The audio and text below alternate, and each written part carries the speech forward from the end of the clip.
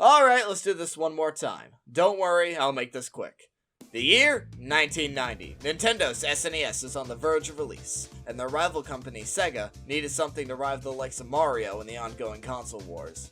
Their current unofficial mascot, Alex Kidd, wasn't doing so hot in sales. So the higher-ups at Sega decided to host a competition within the company for designing a character that could rival the plumber.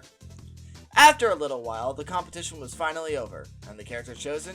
Naoto Oshima's Hedgehog, which he named Mr. Needlemouse. And, well, at this point, you know the rest.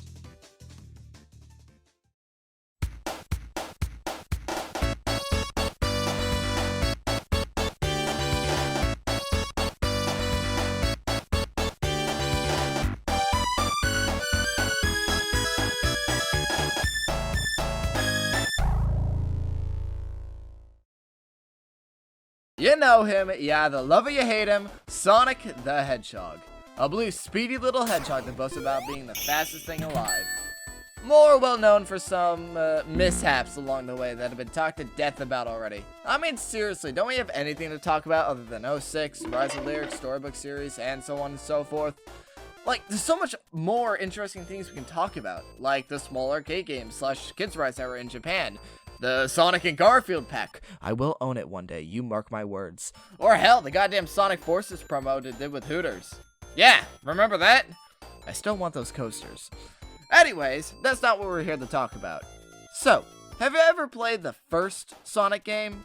Well, I doubt you have, because it's not crazy common for them to re-release. Jesus Christ, how many times are you gonna re-release this thing? So, the question is not, have you played Sonic 1? There's so many available re-releases out and more on the way that it's not hard to get your hands on at least one of them. But the question I'm asking is, have you played the original release of Sonic the Hedgehog for the Sega Genesis? The answer is probably no, unless you're a diehard Sonic fan, but we know no one's that crazy. I bought the game in the Sega Genesis and had it shipped and delivered directly to my dorm room in college. Crazy? Who? Me? Nah, I'm just a Sonic fan. Anyways, how does this game from the 90s actually hold up today? Well, why don't we take a trip and find out? Alright, I don't have a capture card or anything for old consoles, so you'll be seeing me play this on an emulator for footage. But, I did beat the game on official hardware, so you cannot call me a coward. So, let's start with the plot. It's a game from the 90s, so this will be quick. The evil Dr. Robotnik is capturing small, woodland animals to power his machines, and Sonic the Hedgehog has to go save them and foil the Doctor's plans. Yep, that's it. Pretty straightforward. Gameplay, though, is where things start to get interesting. Sonic will blaze through many zones on his adventure to stop Robotnik, those being Green Hill Zone? Man, I wonder if I've seen this place before. Marble Zone, Spring Yard Zone, Labyrinth Zone. Starlight Zone, Scrap Brain Zone, and the Final Zone that hosts the game's final boss. With most of the zones hosting 3 acts, with one exception. The most notable thing about this game is Sonic's speed, although it is capped in this game when running, but let's not worry about that.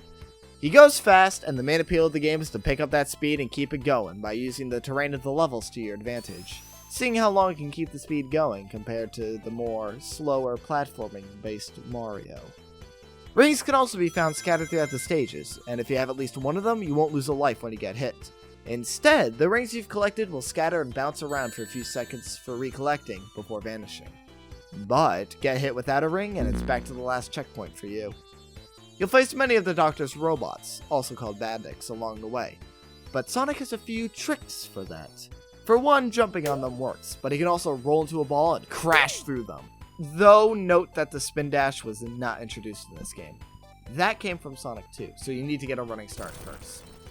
At the end of the third act of the level, usually, you'll face Dr. Robotnik in a modified Eggmobile, who's here to stop you. Once beating him, you move on to the next zone. And with that, it's just rinse and repeat until you beat the game. Wait. Hold on, I think I'm missing something. Oh wait, the Chaos Emerald!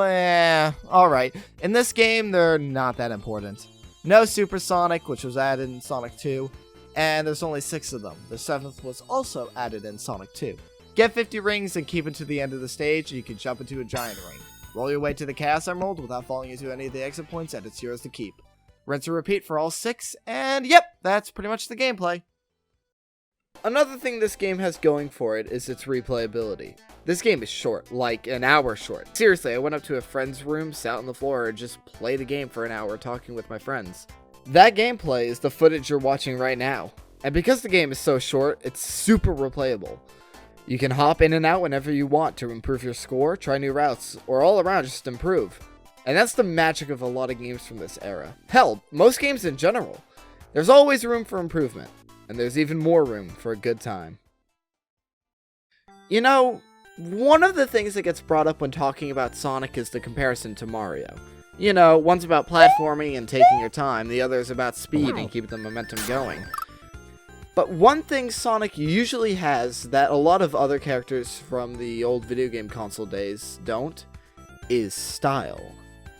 If you take any other character from the NES days, you get a character that just stands there and follows your inputs, not really showing much character.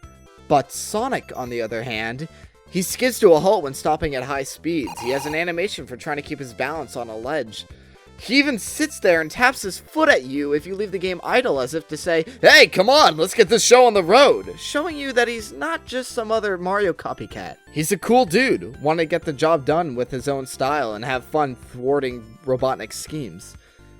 That's what I feel this game does better than a lot of other classic games, giving a character with a sense of style that seems like a fun guy to hang out with, that you would go on adventures with every day after school. I can only imagine what it was like in the 90s to head home after school, power up my Genesis, and just run with Sonic. That's why I think this game holds up today and will continue to hold up. Maybe even longer than the original Mario will. And I think that holds true for Sonic as a franchise. Sure, it's been rocky for us Sonic fans for a while, but hey, we have a company that's willing to listen and connect with us on what we like and don't like about the newest game. So, I think things will be looking up for the future of Sonic, from his most recent game, all the way back to his roots on the Genesis.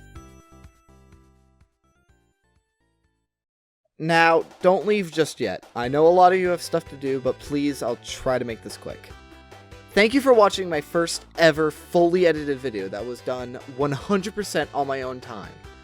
If you watched the Friday Night Funkin' video where I interviewed 2 of the devs, you might know that that was done for school. This, however, was done on my own time, which I pushed myself to do completely alone. For a teenager with ADHD, I am really proud that I pushed myself to finish it. And to you, the viewer, sincerely, from the bottom of my heart, thank you! And I really hope you enjoyed. I want to do more content like this, so please tell me what you liked and didn't like in the comments, since YouTube removed dislikes. Ha ha ha ha! I would love to hear your feedback. Also the YouTuber spiel of like and subscribe, but you've heard that a million times at this point. Anyways, thank you for listening, and I hope you have a wonderful time of day where you are. And again, thank you for watching.